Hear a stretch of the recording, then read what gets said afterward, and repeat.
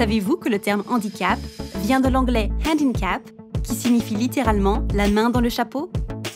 Cette expression découle d'un jeu d'échange d'objets personnels pratiqué au XVIe siècle et basé sur l'égalité des chances des joueurs.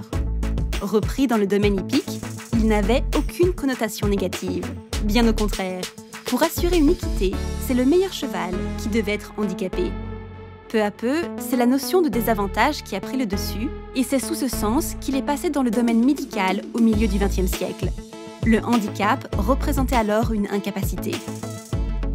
Aujourd'hui, le terme a évolué pour mettre en avant le fait qu'un handicap survient lorsque la personne se retrouve confrontée à un environnement qui ne lui est pas adapté. C'est pourquoi on parle de personnes en situation de handicap. Attention, il ne faut pas confondre handicap et maladie. Un handicap peut être la conséquence d'une maladie, mais aussi d'un traumatisme, de troubles psychiques, du vieillissement ou d'une anomalie congénitale ou génétique. Il peut être présent dès la naissance, mais il peut aussi survenir au cours de la vie suite à un accident ou une maladie.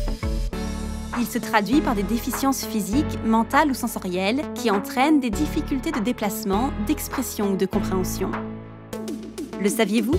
Une personne sur deux sera confrontée au handicap au cours de sa vie, de manière ponctuelle ou permanente.